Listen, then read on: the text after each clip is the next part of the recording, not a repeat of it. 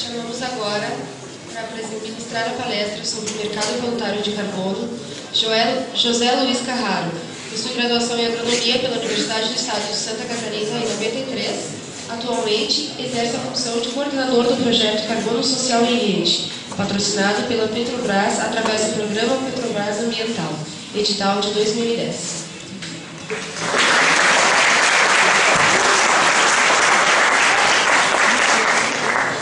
Bom dia.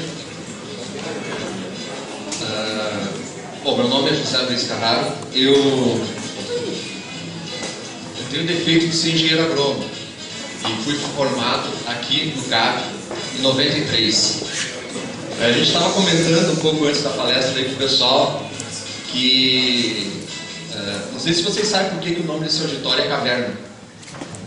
Além dessa característica aqui, no nosso tempo, quando eu estava aqui na faculdade, não tinha cadeira, não tinha janela, não tinha palco. Tinha chão, né? Mas era um chão assim, só um cimento, né? Quando tinha alguma coisa aqui, alguma apresentação, alguma palestra, a gente trazia as cadeiras na sala de aula. Então vocês imaginem a confusão que era, né? Uma palestra aqui, né? Aí de vez em quando passava um rato, né? Aparecia algumas coisas inteiras, tinha um cheiro de mofo assim, fantástico, né? Era muito legal, né? Bom, eu estou aqui para conversar com vocês sobre a questão do mercado voluntário de carbono e apresentar o nosso projeto, um projeto que a gente está executando aqui na nossa região, né? Que está na linha de mercado voluntário de carbono, que é o projeto Carbono Social em Rede. Troca para mim. Qual foi a inspiração, qual foi a questão que nos levou a esse projeto, né? Como que a gente vai trabalhar a questão do efeito estufa, né? Ou melhorar os problemas climáticos existentes na região, na localidade, na comunidade e quem sabe até no mundo, né? E ao mesmo tempo você trabalhar com inclusão social, trabalhar com educação ambiental, trabalhar com remuneração de serviços ambientais, auxiliando as famílias agricultoras que vão prestar esse serviço a poder ter uma fonte de renda em cima desse trabalho que eles estão fazendo em prol da comunidade. Então, essa foi a motivação do projeto. Vamos trabalhar, basicamente, nesses 40 minutos que a gente tem, uma breve explanação sobre o impacto ambiental, né? Ou seja, a existência humana na Terra e o impacto que isso causa no meio ambiente, né? Vamos conversar sobre o protocolo de Kyoto, né? Suas vantagens e desvantagens. Aí o mercado voluntário de carbono, que é uma consequência, de certa forma, do protocolo de Kyoto. Vamos trabalhar a questão da preservação e produção, ou seja, como que a gente pode ter uma agricultura que produza, né, alimentos para a população que só cresce aqui no Brasil e ao mesmo tempo faça a preservação e tenha condição de ter uma sustentabilidade na produção. E vamos trabalhar então carbono social, né, que é um conceito que saiu a partir dessa discussão toda, né? E, no fim, a gente apresenta daí o projeto Carbono Social em Rede, para vocês terem uma ideia de como está funcionando isso aqui na nossa região. Mais uma vez. Bom, impacto ambiental. Vou passar, são 2 fotos. Mais uma. Acho que a imagem diz tudo, né? A gente tem o problema do desflorestamento, né? Vocês são engenheiros florestais, vocês sabem disso, né? As florestas naturais, elas estão cada vez mais escassas e estão diminuindo numa velocidade muito grande. E isso, obviamente, causa um impacto ambiental muito grande, né? A gente já tem notícias, né, em vários lugares do mundo, e no Brasil também não vai ser diferente, de desertificação, ou seja, de uma floresta tropical ou uma mata nativa está se transformando num deserto, né? Queira pela ação do homem ou em consequência, ação direta do homem, né, pela exploração da madeira, ou em consequência das mudanças climáticas que ocorrem devido à ação do homem também no entorno dessa floresta, né. Aí nós temos, né, bem vivo na memória a questão das enchentes, né, que é uma decorrência também desse impacto ambiental que o ser humano causa. É claro que enchente sempre existiu, né, mas ao fazer a ocupação descontrolada das margens de rios e retirar mata ciliar e mudar curso de rio e construir barragens, né, a gente causa, né, o ser humano causa um impacto muito grande e esse impacto está se refletindo, né, no noticiário da televisão, né, a gente vê direto, né, enchente, vendaval, né, fatores climáticos que acabam prejudicando bastante a vida, né, do ser humano. E a questão industrial? A questão industrial é um caso sério, porque o impacto que as emissões de gases causadores de efeito estufa estão causando, apesar de que existe toda uma discussão de que não é bem assim, de que algumas coisas não são reais, mas o que a gente tem visto, né, cada vez o inverno está menos rigoroso, cada vez o verão está um pouco mais quente, ao mesmo tempo as mudanças climáticas são muito grandes, você pega um dia, está um frio terrível, no outro dia faz sol, no outro chove, aí chove, né, o mês inteiro, aí depois vem frio de novo, quer dizer, as mudanças climáticas elas estão se agravando bastante, né? E o grande vilão desse processo aí foi eleito, né? O vilão da hora agora é o carbono, né? Então, através das emissões de gases, daí o carbono, nas suas diversas composições, né? A gente fala muito do CO2, que é o principal, né? Mas o CO2 é o menos problemático ainda. Se você pegar o gás metano, por exemplo, que tem uma quantidade grande de carbono, ele é 17 vezes mais problemático, atinge a atmosfera 17 vezes mais do que o próprio CO2, né? Pode mudar. Bom, em decorrência desse processo todo, né, em 92 teve a Eco 92 no Rio de Janeiro. Ano que vem nós vamos ter a Rio Mais 20, que vai ser no Rio de Janeiro de novo, né, onde foi uma das... A Eco 92 foi a grande... na verdade foi a segunda grande conferência sobre o clima, mas foi a que teve maior impacto. A primeira conferência sobre o clima não teve muita repercussão, eu acho que o pessoal ainda não estava muito preocupado com as questões climáticas, mas em 92 o bicho pegou, né, e foi o maior encontro já registrado até aquela época, né, de lideranças e governos, né, para a discussão das mudanças climáticas. A partir dessa iniciativa global, né, que foi a Eco 92, surgiu, né, numa das conferências, a tal da Agenda 21. A Agenda 21 ela é um plano, dá para se dizer assim, ou um planejamento a longo prazo.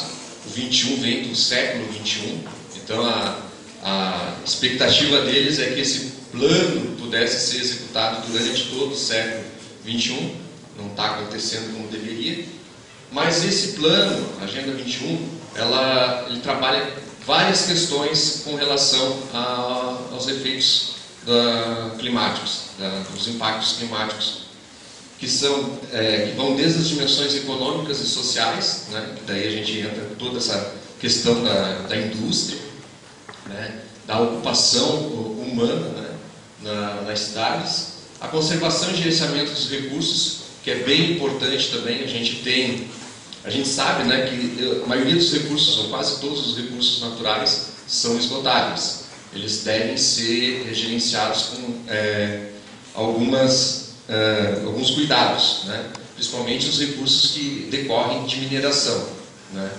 Aí a questão de você ter recursos que sejam mais sustentáveis, né. O fortalecimento do papel dos grupos principais. E os grupos principais quais são?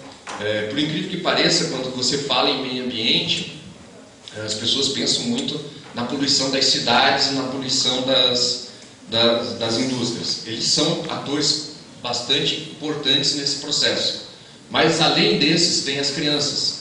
As crianças são atores fundamentais no processo de planejamento da Agenda 21.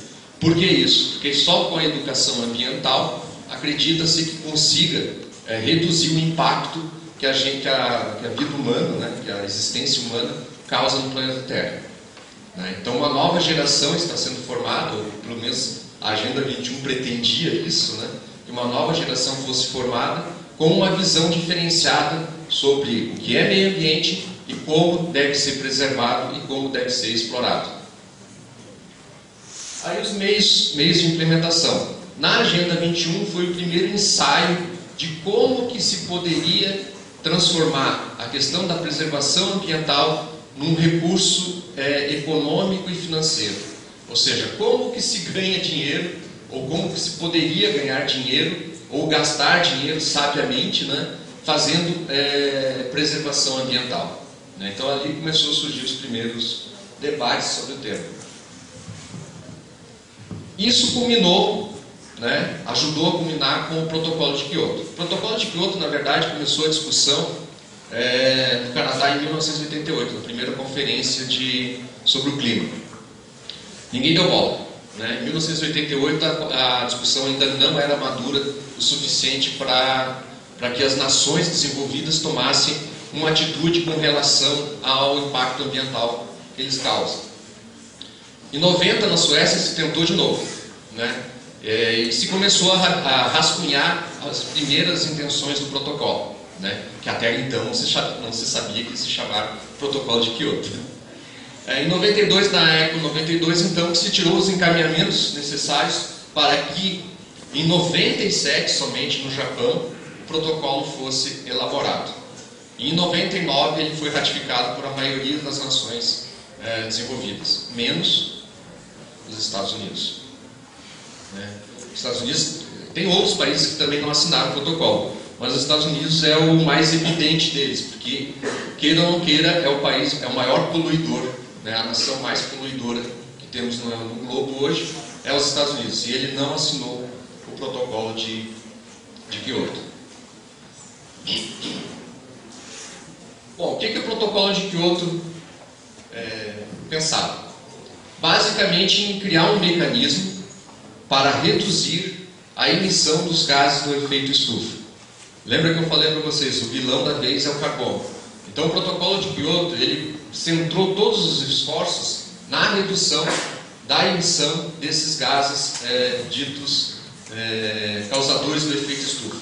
E dentre eles, o principal são os gases que têm como consequência o carbono, né? Então a queima de combustíveis fósseis, de modo geral, gera carbono, né? Gás metano, CO2, monóxido de carbono, vários gases, todos eles prejudiciais à saúde, mas também prejudiciais à atmosfera. A intenção do protocolo de Kyoto é diminuir em 5,2% as emissões de gases que estava sendo feito em 1990. Então a intenção do protocolo é que a gente retorne as emissões de 1990, mais 5,2% menos ainda do que estava sendo emitido em 90. Não deu. Nós estamos em 2012, né? O protocolo prevê que essa redução teria que acontecer entre 97 até 2012 e ela não está acontecendo. Muito pelo contrário, as emissões estão aumentando. Bom, com isso, em 2003, os americanos, como gostam de ser os heróis, né? Eles começaram pegou muito mal para a comunidade internacional o fato dos Estados Unidos não assinar o protocolo, né? Em compensação, eles começaram a trabalhar a questão do mercado voluntário de carbono. Ou seja, nós não assinamos o protocolo, porque eles sabiam de antemão que eles não iam dar conta de fazer as reduções que o protocolo estava pregando, mas nós vamos fazer reduções voluntariamente, né? Então surgiu o mercado voluntário de carbono em 2003, e o principal mecanismo que os americanos pensaram na época é o sequestro de carbono. Ou seja, é difícil diminuir as emissões, é muito difícil diminuir as emissões. Uma fábrica, para diminuir as emissões de carbono dela, tem que fazer todo um melhoramento em infraestrutura e equipamentos que sai muito caro. Na mentalidade americana, é mais fácil compensar. Então, já que a gente não pode evitar o carbono que a gente coloca no ar, vamos tirar uma parte desse carbono. Então, daí que veio o termo sequestro de carbono. Que, como todo sequestro, né, se presume que um dia vai ser libertado. Né? Então, o carbono ele é sequestrado por algum tempo, né, até que seja libertado novamente. Né? A intenção, e na época, os Estados Unidos eles tinham fórmulas fantásticas. Né? Eles iam encaixotar o carbono e mandar para o espaço, no começo. Aí depois eles viram que não dava para fazer isso, daí eles pensaram, vamos encaixotá-lo e mandá-lo de volta nos poços de petróleo, onde ele estava. Também não deu muito certo. Vamos purificar, vamos inventar um filtro, né? A atmosfera entra por um lado, né? E sai por outro lado limpinha, e o carbono fica ali. Né? Também não funcionou. Aí alguém teve a ideia fantástica, né? Tem que ser gênio. Vamos plantar árvore. A árvore sequestra carbono. Né? Eles se deram conta, né? Eu acho que vocês também se dariam conta disso, né? Que a árvore é o mecanismo biológico mais eficiente para capturar carbono que a gente tem hoje. Né? Ela compete basicamente com o fitoplâncton que está no oceano, tá? Que também é muito eficiente no combate, na fixação de carbono. Só que o plâncton do oceano ele tem uma desvantagem muito grande. Ele libera muito rápido. A vida dele é muito curta. Então ele sequestra muito rapidamente o carbono, mas ele tem uma vida curta, ele acaba morrendo. E na forma de matéria orgânica ele acaba liberando de novo, né, esse carbono nos oceanos. A árvore não. A árvore ela tem uma vantagem. Ela, além de ter uma vida relativamente longa, né, ela durante a vida dela faz fotossíntese também.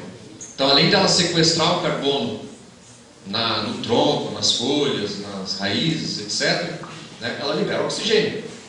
Né? Então, ela contribui de duas formas nesse processo. Só que nos Estados Unidos, eles tiveram essa ideia brilhante, né, e para eles bastava fazer imensas áreas de reflorestamento. Né? E vocês, como são engenheiros florestais, sabem que áreas de reflorestamento normalmente são feitas para serem cortadas. Né? E o destino da madeira, dependendo do caso, libera o carbono muito rapidamente. Né? Por exemplo, vamos falar dos pinos. Aqui na nossa região a gente tem imensas áreas de floresta, de reflorestamento de pinos, que a maioria dele é destinado para a confecção de papel. Então sequestra muito carbono. Esse pino sequestra muito carbono mesmo, durante a vida dele. Só que quando ele é cortado e vai virar celulose, vai virar papel, ele acaba liberando muito rapidamente também, porque o papel, tirando aquele que a gente, fotografia de casamento que a gente guarda durante anos e anos e anos, o papel acaba indo para o lixo. E indo para o lixo ele acaba sendo deteriorado e liberando de novo o carbono. São 35 bilhões de toneladas de CO2 equivalente emitidos por ano na atmosfera. A gente às vezes não se dá conta desse número. Não é 35 bilhões de quilos, é toneladas. É um número muito grande. Se a gente fosse sequestrar 1 tonelada por segundo, dessas toneladas que estão sendo emitidas aí, nós levaríamos uns 2.000 anos para retirar todo o carbono que está na atmosfera. Isso se parasse de emitir novos carbonos, novos CO2. Então, o mercado voluntário. Primeiro, é que ele tem menos regras do que o protocolo de Kyoto. Isso facilita muito. O protocolo de Kyoto, gente, para você registrar um evento teu, uma MDL, ou algum tipo de sequestro de carbono, emissões evitadas, etc., você tem que recorrer a empresas certificadoras que são credenciadas pela ONU. No mundo hoje, a ONU credenciou no máximo umas 25 a 30 empresas dessas. Então vocês imaginem o custo que é você fazer um projeto de redução de carbono pelo protocolo de Kyoto e ter que fazer uma certificação com uma dessas empresas. É claro que essas empresas terceirizaram, e tem empresas terceirizadas que fazem isso para elas. Só que daí, obviamente, que o custo vai aumentando. À medida que você vai terceirizando, o lucro de um vai passando para o outro, vai passando para o outro. São intermediários no processo. Então a certificação de uma EIDL é muito cara mesmo. E esse foi um dos motivos, né, que os Estados Unidos alegam não terem assinado o protocolo de Kyoto. Como ele tem menos regra, ele pode trabalhar em menor escala. Ou seja, projetos pequenos podem ser trabalhados no mercado voluntário de carbono. Ou seja, uma empresa, a carpintaria do seu João, resolveu que vai neutralizar o seu carbono emitido na sua atividade. O seu João vai fazer uma solicitação para uma empresa de mercado voluntário de carbono, que vai fazer uma avaliação, vai dizer quantas árvores ele tem que plantar, ou enfim, quais os mecanismos que ele tem que fazer, para aí dar um selo para ele dizendo, o seu carbono, ou o carbono é neutro, carbono livre, carbono... enfim, tem vários tipos de selo que certificam que a carpintaria lá, que a marcenaria do seu João, ela tem uma preocupação ambiental. E isso, queira ou não queira, tem um valor de mercado, né? As pessoas que têm alguma responsabilidade social e ambiental podem deixar de ir na marcenaria do seu José, porque a marcenaria do seu José não tem carbono livre, não tem carbono neutro. Já a marcenaria do seu João tem.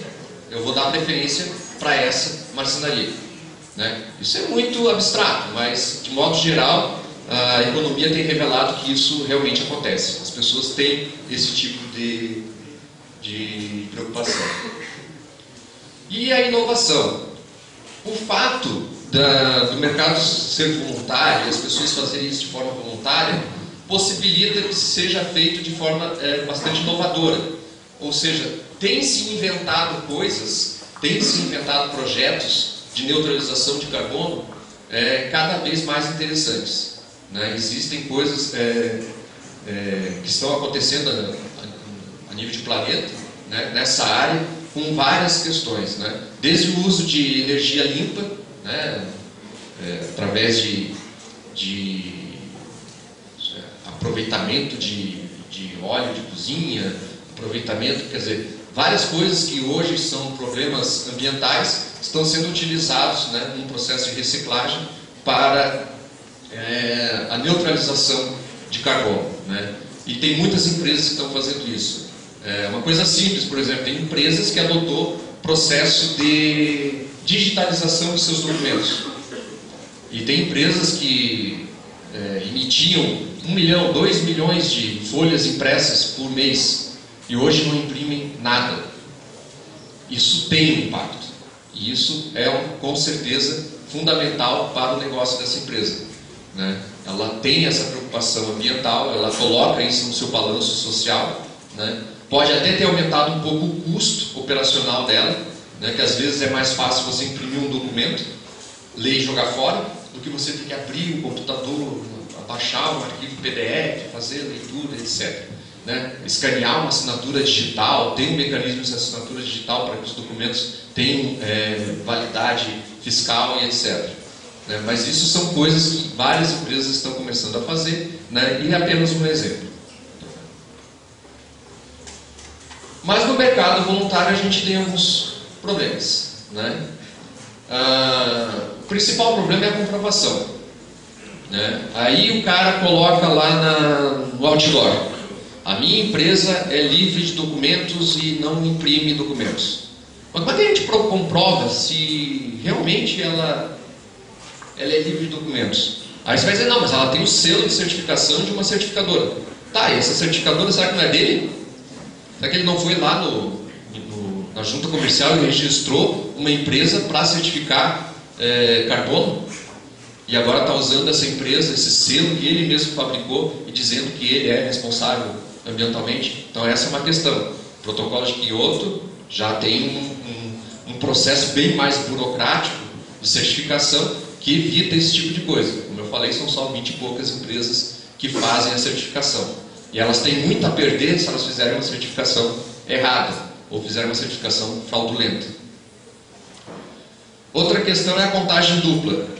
Aí o camarada chega e... Não, eu plantei 1000 árvores para neutralizar as minhas atividades desse mês.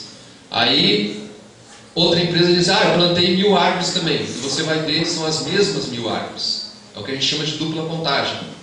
As empresas que fazem esse processo de plantio de árvores para fins de neutralização de carbono podem, em alguns casos, cometerem esses equívocos ou até essa má-fé de vender 2 vezes, 3 vezes, 4 vezes a mesma neutralização para empresas diferentes.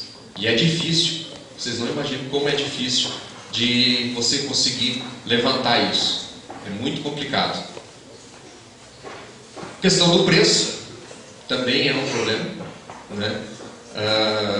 Como está na moda, é aquela coisa da oferta e demanda. Como está na moda fazer certificação, fazer neutralização de carbono, a neutralização de carbono hoje é uma coisa cara. Tá? Já foi mais barato, mas hoje ela está bastante cara. E os investimentos necessários pelas empresas para fazer essa neutralização são altos. Tá? E ainda não se tem uma avaliação econômica de que isso pode ou não ser economicamente viável para a empresa. Né? Então, a maioria das empresas falam que estão fazendo compensação, mas elas não compensam todo o carbono que elas emitem, porque ainda é muito caro para fazer isso. Então, elas fazem uma pequena compensação para aparecer no jornal, né? Daí sai lá a notícia, né? Letras garrafais, porque eles pagaram, né? Que a empresa tal faz a neutralização do seu carbono, parará, mas na verdade lá plantou uma meia dúzia de árvore e está dizendo que neutralizou tudo. Então, como é que a gente pode trabalhar com esses números? É um verdadeiro dinheiro verde, uma moeda verde. Está na moda, né? Tem valor de mercado. Segundo a ONU, mobilizou em 2006 99 milhões de dólares. Já em 2008 foram 705 milhões de dólares. Foi um grande boom da área ambiental. Em 2009 o pessoal baixou um pouco a bola e voltou a valores menores. Hoje, em média, né, porque esse valor muda muito, é muito constante, porque ele está sendo regido pela Bolsa de Valores. Olha só que coisa louca. Então, preservação ambiental virou commodity. Virou a mesma coisa que petróleo, que soja, que cana-de-açúcar, né? Ela está sendo regido, o preço da tonelada de carbono é regido pela Bolsa de Valores. Em média está custando $6,50 a tonelada. Vocês são engenheiros florestais. Quantas árvores eu preciso plantar para sequestrar 1 tonelada de carbono? Chuta. Ninguém arrisca? Bom, primeira resposta, vocês têm que aprender, depende. Né? Primeiro, depende da árvore, depende da condição, depende do ambiente, depende de um monte de coisa, do clima, da onde você está fazendo esse plantio. Mas, de modo geral, a gente tem que considerar 2 coisas. A parte aérea da planta e a parte subterrânea. Isso dá uma quantidade bastante grande de carbono sequestrado. Em média, acredita-se que com alguma coisa em torno de 6 a 7 árvores. Essas 6 a 7 árvores variam muito a espécie, tá? Uma coisa é você plantar um eucalipto, outra coisa é você plantar uma araucária. As diferenças são muito grandes. Mas acredita-se que com 6 a 7 árvores nativas, né, em média, você sequestra 1 tonelada de carbono em 10 anos. São precisos 10 anos para fazer isso. De modo geral, quando se planta e se garante que essa árvore vai sobreviver, já se faz a computação dessa tonelada. Você não precisa esperar os 10 anos. Estou falando do mercado de carbono voluntário. Eu plantei as árvores, eu estou garantindo que elas vão sobreviver, eu já faço a computação das toneladas que elas irão sequestrar depois de 10 anos. Só que, teoricamente, elas duram mais do que isso, né? E tem um tempo de sequestro posterior também.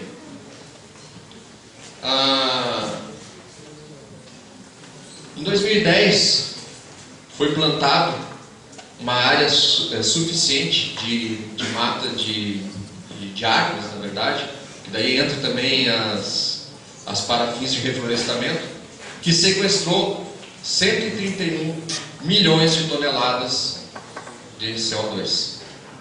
Pode trocar.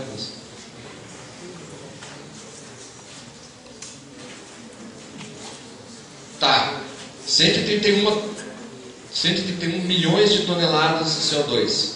Lembra que eu falei que tinha sido emitido 31 bilhões por ano? Tá longe, né? Tá muito difícil de fazer essa compensação, né? E essa tendência dos 31 bilhões só está aumentando. Está aumentando bastante, né? Então, esse saldo, né? Essa amizade entre a natureza e o homem está longe ainda de ser alcançada.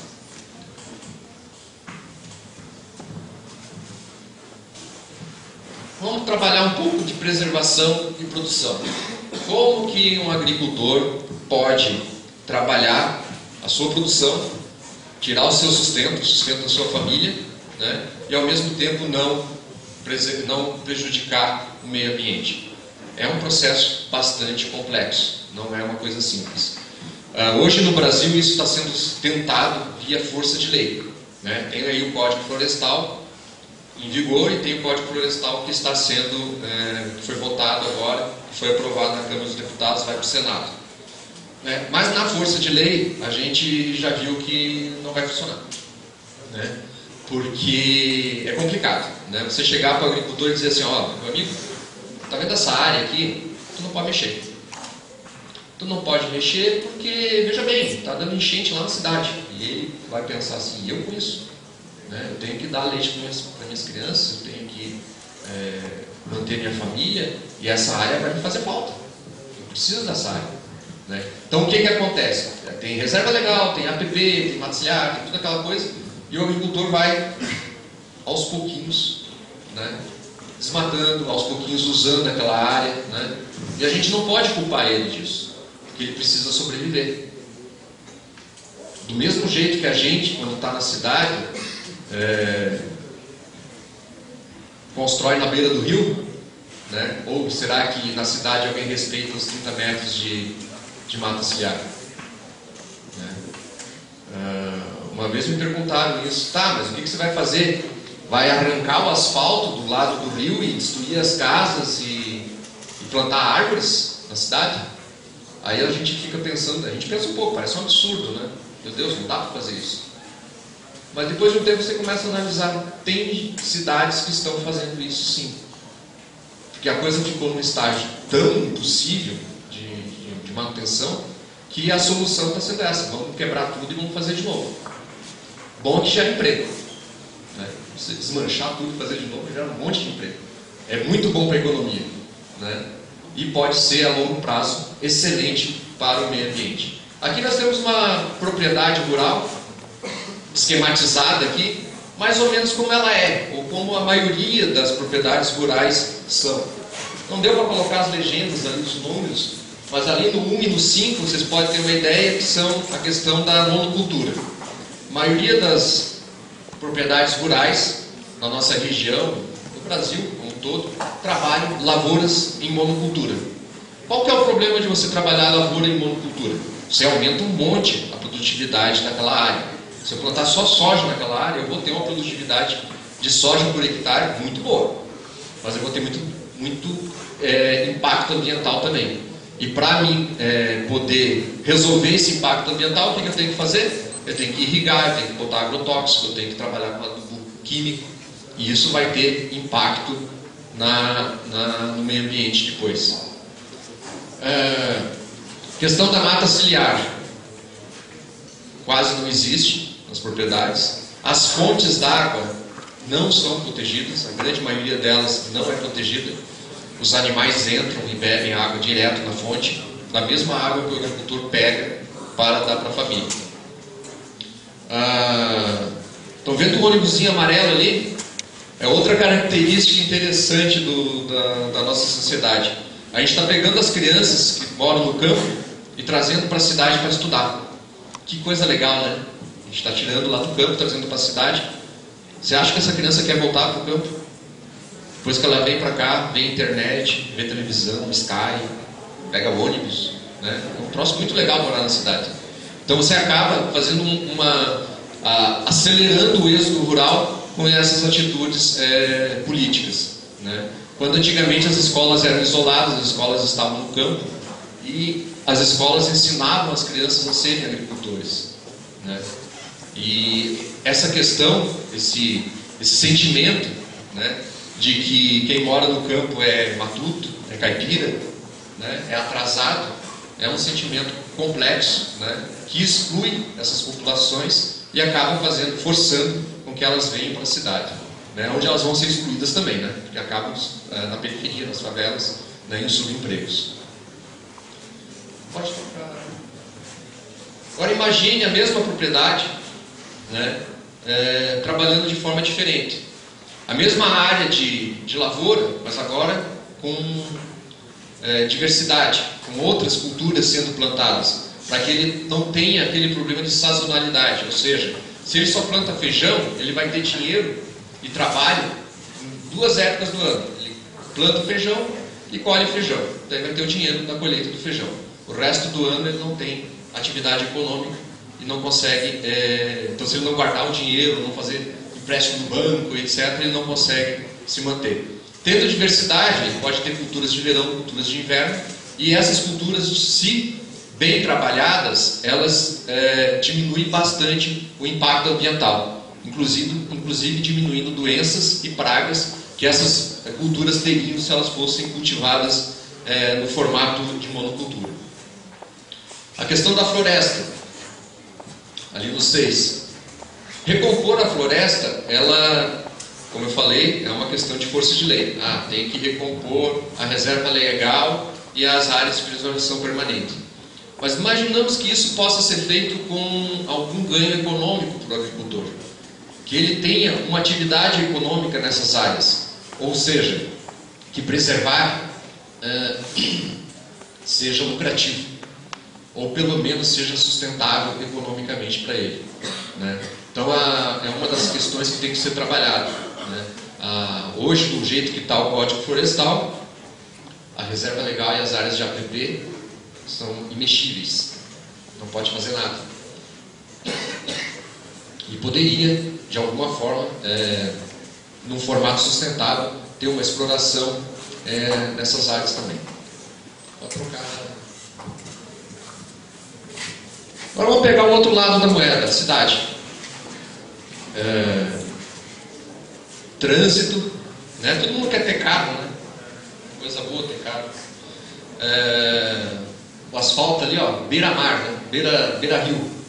O riozinho ali, nem dá para reconhecer como um rio, né? De tão marrom que é a água, né? O esgoto vai para lá. Ocupação desenfreada das áreas de encosta nas cidades, que daí, quando dá aquela chuva, desce todo mundo, né? Morre um monte de gente. É um caso muito sério. Empresas, área industrial misturada com área residencial, né? Coisas que a gente vê, não precisa ir muito longe. Aqui em Lages mesmo é assim, né? Vou trocar.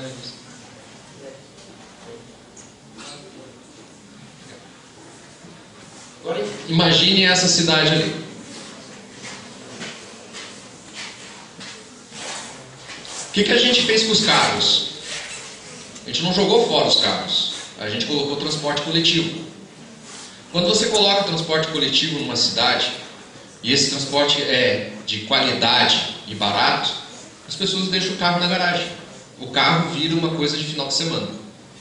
Aí você não vai ter trânsito nos dias de semana e trânsito no final de semana. Mas é melhor ter trânsito no final de semana do que nos dias de semana. Porque é onde você tem os horários apertados e aquela coisa toda. Encosta ali no número 1. Tem que tirar essa população das áreas de risco e colocar elas em outros lugares. E recompor a floresta dessas áreas. É a única forma de evitar que esses morros aí desçam, né, e que muita gente morra. Isso custa dinheiro? Custa muito dinheiro, mas tem que ser feito. As empresas, as indústrias, elas têm que começar a pensar na forma de produção mais limpa, né? O consumo tem que diminuir. A gente é muito consumista, a gente quer consumir muito. O fato da gente querer consumir muito faz com que as empresas tenham que produzir muito. E existe uma coisa na economia, ou no capitalismo, que é muito sacana que se faz. Os produtos, hoje em dia, não são feitos para durar. Eles são feitos para serem substituídos rapidamente. Quando Thomas Edison inventou a lâmpada, ele inventou uma lâmpada que tinha a capacidade de durar 15.000 horas acesa. A primeira lâmpada inventada tinha a capacidade de durar 15.000 horas. Hoje as lâmpadas que a gente compra, aquelas de alta duração, né, que eles falam, que ficam se dizendo, essa lâmpada é econômica, ela dura bastante, não sei o quê, dura 2.000 horas. Por que isso? Porque as empresas, num determinado momento, perceberam que se eles fizessem lâmpadas que durassem 15.000 horas, elas iam vender muita lâmpada no começo, mas depois não iam mais vender lâmpada, porque as lâmpadas iam durar muito tempo. Mesmo que elas fossem mais caras, elas iam durar muito tempo. E esse tempo que ela vai durar é ruim para a empresa, porque daí você não compra outra lâmpada, né? Naquela época você comprava uma lâmpada e... eu me lembro disso. Quando eu era criança, assim, comprar lâmpada era uma coisa assim, meu Deus, queimou a lâmpada. Era um acontecimento na casa, né? Queimou a lâmpada lá, tem que comprar outra lâmpada, né? Hoje em dia queima a lâmpada toda hora, a gente nem dá bola, né? A gente já tem estoque de lâmpada dentro de casa, porque elas são feitas para durar pouco, né? Essa questão foi remetida para tudo, né? De lâmpada até o carro. É muito comum você encontrar aí carros de 20, 30 anos atrás que parecem que estão velhos, estão estragados, estão acabados, mas parece que são muito melhor feitos do que os carros que você tira da agência hoje. Que é aquele material assim que se você encosta meio com força já afunda, né? Com a mão mesmo, né? Vamos comparar um Opala 400 de 1979 com um Vectra, para falar da mesma empresa, né? É diferente, é muito diferente. Agora, se a gente for falar um carro mil popular, daí dá vontade de chorar, né? Pode colocar.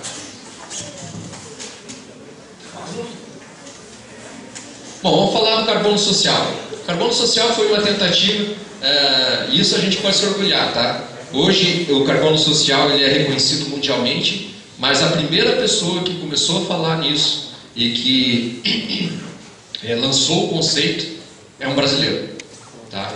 Ele fez um projeto na ilha de Bananal, lá no Amapá, eu acho que ilha de Bananal é no Amapá, acho que é isso. E era um projeto de sequestro de carbono, de neutralização de carbono, feito diretamente com as populações moradoras da ilha, né, que produziam banana, né? E daí foi feito todo um trabalho social em cima disso, e ele escreveu um livro, né, em 2003, falando que o carbono social é a mesma coisa que o mercado de carbono voluntário, só que com um lado social envolvido nisso. Ou seja, a gente tem que sequestrar o carbono, mas tem que se preocupar com as populações que estão localizadas na região onde o projeto está sendo executado. Vou citar um exemplo para vocês. Se uma empresa contratar uma certificação dessa, uma neutralização, e for feito um reflorestamento de, 500 hectares numa área só, né? Você sequestra muito carbono. Mas imagine que 500 hectares que poderiam estar sendo usados por uma população vão estar tomados por um reflorestamento, né? E provavelmente monocultura, onde nem passarinho vai. Então você tem esse problema da questão social. Você gera emprego no momento do plantio, gera até bastante emprego no momento do plantio e no momento e alguns tratos culturais no início do projeto, e depois aquilo fica 20, 30, 40 anos lá, sem uma alma trabalhando naquela região, né? Isso tem um impacto social, né? Então o carbono social, ele tenta aliar essas duas coisas. Como que você vai trabalhar a questão do sequestro de carbono, a neutralização do carbono, e ao mesmo tempo manter as pessoas. A metodologia do carbono social, ela está baseada... está difícil de ler ali. Mas tem aquele símbolozinho ali, um hexágono, que parece o elemento do carbono, né? E ele leva 6 pontos em consideração. E a eficiência do trabalho do carbono social é medido pela área daquele polígono que se gera dentro desse gráfico.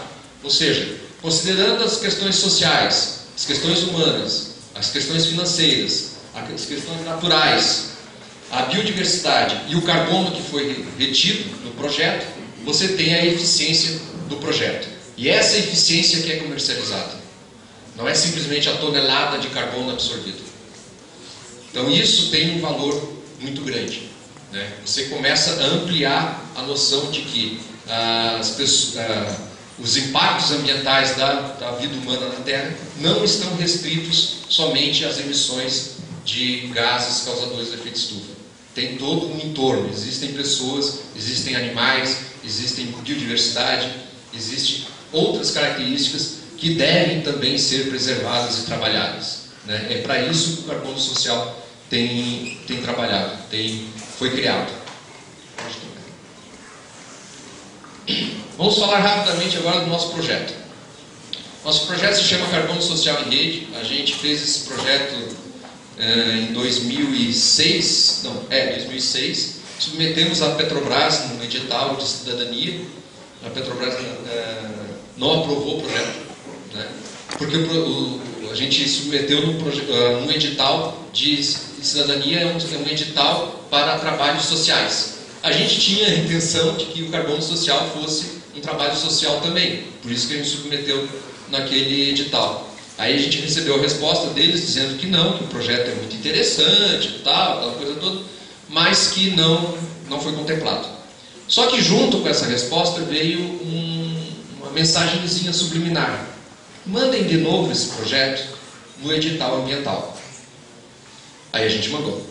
Em 2008 a gente mandou de novo o mesmo projeto, imprimiu e mandou de novo, né? E ele foi aprovado. E ele foi aprovado com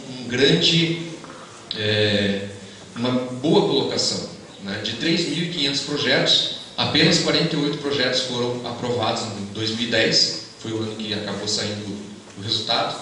A gente mandou em 2008, mas não sei se vocês lembram, em 2008 deu aquela crise imobiliária americana e todas as empresas, inclusive a Petrobras, recolheu todo o investimento que eles estavam fazendo nas áreas sociais e ambientais, com medo da crise, né? Que o Lula na época chamou de marolinha, né? Só que isso atrasou todo o processo, né? E o projeto só foi aprovado, só foi contratado no final de 2010, né? E a gente está executando ele agora 2011, 2012. O projeto visa contribuir para a redução do aquecimento global. Não vai resolver, né? Vai contribuir. Garantir a sustentabilidade de grupos de agricultores familiares e conscientizar a sociedade da questão ambiental. São 3 vertentes, então. Então a gente vai sequestrar carbono? Vai. A gente vai trabalhar a questão de remuneração dos serviços ambientais prestados pelos agricultores? A gente vai trabalhar isso também. E a gente vai fazer educação ambiental? Vamos fazer educação ambiental. São as 3 áreas que a gente vai atuar. Para isso, as principais ações é o sequestro de carbono, através de um plantio de 500 mil árvores nativas, em áreas de preservação permanente e reserva legal. Tá? Então isso é multiplicado por um valor muito grande. Porque para cada árvorezinha que a gente plantar nova, e a gente vai já referenciar e fazer todo o processo, você está protegendo uma área de APP muito grande. Ou seja, para cada árvorezinha que vai ser plantada, já existe lá naquela área várias outras árvores que vão acabar sendo preservadas no entorno daquela árvore que está sendo plantada. Então o poder de multiplicação e de sequestro de carbono do projeto é muito grande. Vamos acompanhar tecnicamente 100 propriedades agrícolas com questões de produção. Ou seja, como que a gente vai trabalhar a produção agroecológica, ou seja, como que esses agricultores podem tirar o seu sustento da terra, ao mesmo tempo com saúde para ele e para o consumidor, né? E sem fazer agressão ao meio ambiente, né? Então essas 100 propriedades elas vão ser como se fossem modelos, né? Onde a gente vai trabalhar nas comunidades com esses agricultores na reconversão dessas propriedades agrícolas em propriedades agroecológicas. Vamos criar e manter uma rede social em torno das questões ambientais. Vai ser tipo um Facebook verde. A ideia é que a gente consiga fazer a ponte entre as populações que estão no campo, né, e que vão fazer esse serviço, vão prestar esse serviço, e a população que está no urbano, que vai, de certa forma, se beneficiar desse trabalho que os agricultores estão fazendo.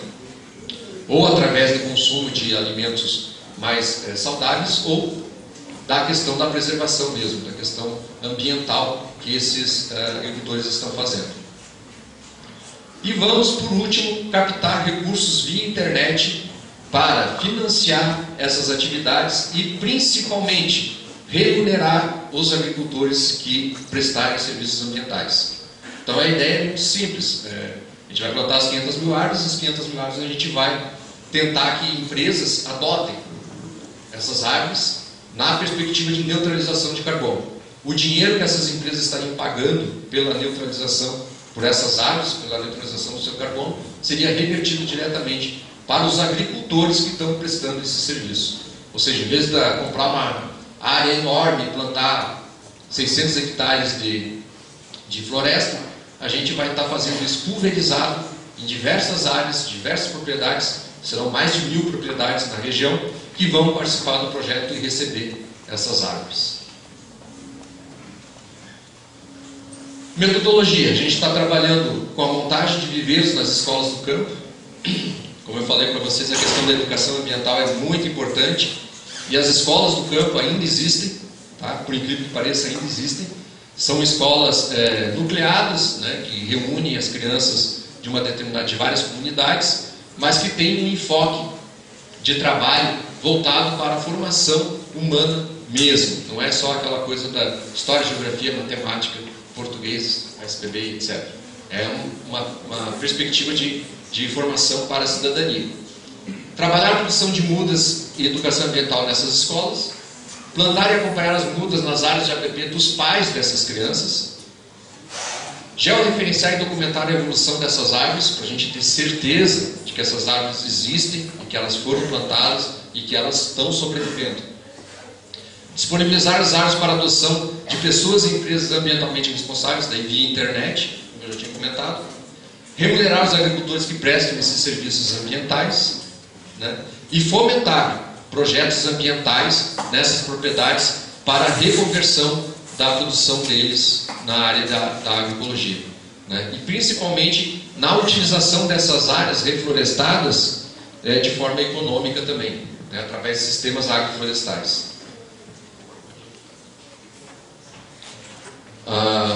Então o projeto já está andando, né? Esse viveiro foi construído no Colégio Agrícola Caetano Costa, aqui em São José do Cerrito. É um viveiro de 300 metros quadrados, tá? Com a capacidade de 40 a 50 mil mudas por ano de produção. Pode trocar. Esse viveiro fica em Curitibanos, no núcleo municipal Leonisa Agostinho, né? Camargo Agostinho. É um colégio que tem umas 300 crianças, mais ou menos, 280, quase 300 crianças, né? Fica no interior lá, e é um viveiro de 150 metros quadrados, com produção de 20 mil mudas ano. Esse viveiro fica no fundo do campo em Otacílio Costa, num outro núcleo municipal Matias Faria. É o colégio do fundo do campo, como a gente fala. Lá também tem umas 300 crianças, né? e também é um viveiro de 150 metros quadrados. Notem que do lado tem outro viveiro. O colégio já trabalhava a questão de produção em estufa, de hortaliças e flores, né? E agora eles vão trabalhar também com mudas de árvores nativas. Esse é o viveiro na Casa Familiar Rural de São José do Cerrito. É uma casa familiar, uma associação de agricultores que montaram um colégio com a perspectiva de formar os seus próprios filhos para que eles sejam agricultores de fato. Então é uma casa familiar, é um estabelecimento de ensino informal, né? Quer dizer, é formal, tem diploma, tudo direitinho, mas não é do Estado, nem do município, nem particular. É um complexo, né? E o viveiro, foi construído lá um viveiro de 300 metros quadrados, e esse viveiro vai inclusive contribuir na questão da manutenção econômica da casa familiar rural, né? Lá tem umas 30 crianças, adolescentes já são mais velhinhos. Esse é um viveiro construído ali no centro de Vianney, quem quiser ir lá conhecer, né? Nós temos alguns estagiários que trabalham com a gente aí no curso de vocês, né? Fica ali na Papa João 23, bairro Petrópolis, ali, Piranga, né? Um viveiro com capacidade para 40 mil mudas também, são 300 metros quadrados. E a gente tem mais um viveiro que eu não tenho foto ali, de 300 metros quadrados também, na mesma área. Então são 2 viveiros ali. Esse é o outro viveiro, só tem a foto por dentro ali. O seu Moacir ali tentando fazer uma classificação, limpando as mudinhas, né?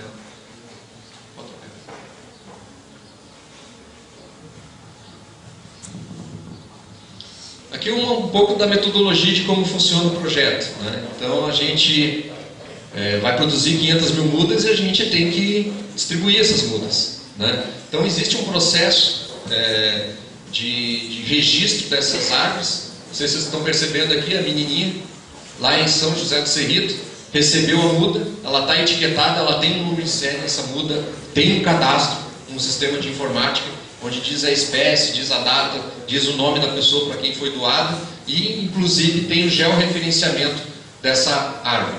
Então a gente tem certeza absoluta de onde ela está, com quem que ela está e em que idade que ela tem. Aqui outro processo de educação ambiental. A gente realiza palestras de educação ambiental nas escolas do interior e da cidade também, né, falando da importância da preservação e do projeto. Aqui foi um evento muito sui generis, né? A gente fez a neutralização, acho que foi o primeiro evento do gênero neutralizado aqui na nossa região. Fez a neutralização do carbono emitido pela escolha da rainha da festa da Expocentro de Curitibanos 2011, né? Então ali tem as meninas ali, as rainhas, né?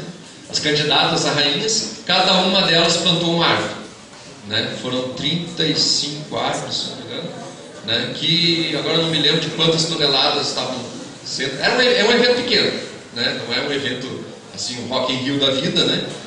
Rock in Rio eles vão plantar 2.800 árvores, né, para fazer a naturalização. Mas é o começo, né? Então o evento de escolha da rainha da Expocentro foi neutralizado. Aqui é o formato que vai aparecer na internet a evidência, né, do plantio da árvore. Então essa aí, não dá para ver ali a etiqueta, mas é a nossa árvore 00001. É a primeira árvore que foi plantada, é uma cerejeira nativa, né? Ali aparece as colegas dela, vocês estão vendo as gotinhas verdes ali do lado dela, e clicando numa, você tem o destaque da foto da árvore com o seu número, a latitude, longitude, de onde ela está, a data que ela foi plantada e aonde que ela foi plantada e quem é a pessoa responsável pela sobrevivência dessa árvore, né? E isso a gente vai ter depois sistemas de controle, onde você vai fazer visitas por amostragem, óbvio, você não vai visitar todas elas de novo, né? Mas por amostragem para ver como é que está o desempenho e o acompanhamento dessa árvore. Então imagine que você é uma pessoa socialmente preocupada e ambientalmente preocupada, e você vai na internet e adota essa árvore aí. ao adotar essa árvore, você não está adotando só essa árvore, né? Tem uma criança que está cuidando dela na escola, né? Tem uma família que vai receber o dinheiro que você pagou pela adoção dessa árvore, e você vai fazer o acompanhamento dessa história pela internet durante muito tempo. Ou seja, não vai ser uma coisa que você vai receber um papelzinho pelo correio, que nem uma vez eu fiz essa experiência, né? Comprei uma árvore não vou falar da onde foi, mas eu comprei a árvore, né? Feliz da vida, e daí daqui a pouco chegou pelo correio um certificado dizendo que eu era um feliz proprietário de uma árvore. Daí fazendo quadrinha desse certificado. Na verdade, emitiu mais carbono me mandando esse certificado, imprimindo ele, botando no correio e etc., do que a árvore vai sequestrar, né? E eu paguei R$30 pela árvore. Aqui o outro trabalho que a gente executa bastante, então no viveiro vem as escolas, né, da área urbana e da área rural visitar o viveiro. Vocês não sabem o quanto que uma criança acha legal plantar uma árvore, um saquinho. O quanto que eles acham legal encher um saquinho de terra. O quanto que é legal eles pegarem o regadorzinho e molhar a plantinha. É claro que se a gente fizer isso todo dia a gente vai enjoar, mas para eles é uma coisa muito, muito, muito legal. E quando eles veem que aquela árvore ela tem uma identidade, e essa identidade está vinculada com essa criança, é que nem um bichinho de estimação. Eles cuidam daquilo como se fosse um gatinho, como se fosse um cachorrinho. Então é um processo de educação ambiental bastante eficiente. Pessoal, muito obrigado pela atenção de vocês, né? Eu deixo aqui no comentário.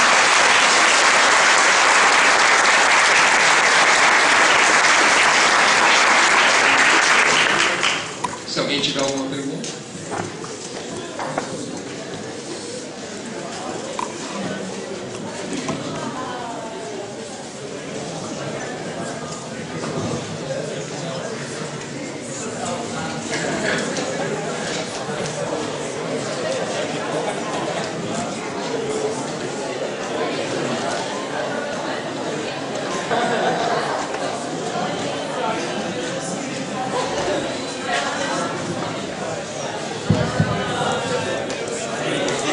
Dos teóricos 10 anos, é possível vender antes dos 10 anos? Sim, no mercado voluntário de carbono, o estoque é considerado no momento do plantio já. Então, se você faz o plantio, né, e tem uma garantia, uma certificação de que esse plantio vai sobreviver durante 10 anos, você já é possível você comercializar esse carbono. Só que depois de 10 anos, você pode comercializar o excedente também. Então, se daqui a 10 anos não for 10 ou 20 anos, depende também de algumas certificadoras. Tem algumas empresas que trabalham com 20 anos. Depois desse prazo, se não for cortado, né, aquela coisa não vai ser dado destino para a árvore. Então, o carbono excedente, que daí é bem menos, tá, pessoal? Porque a árvore adulta ela sequestra muito menos carbono do que a árvore pequena, né? Mas também pode ser revendido, pode ser recomercializado o excedente de carbono dessa árvore. Um produtor que tem uma floresta comercial ou área de preservação pode estar fazendo o arrendamento dessas áreas citadas para empresas como forma de comércio de carbono? Sim, isso está acontecendo muito. Devido ao Código Florestal Brasileiro, que dizia que 20% da área do agricultor tinha que ser para reserva legal, muitos fazendeiros, principalmente no Mato Grosso e Goiás, não tinham essas áreas e antes da mudança da lei, né, estavam arrendando propriedades em outros lugares, né, e computando e averbando essas propriedades, essas áreas, como sendo a sua reserva legal. Isso é perfeitamente possível e a legislação permite. Agora, com a mudança do Código Florestal, isso vai perder sentido. Alguém mais?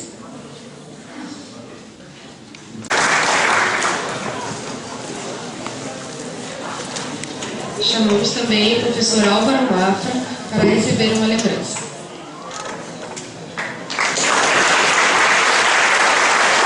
Por favor, venha para a fachada.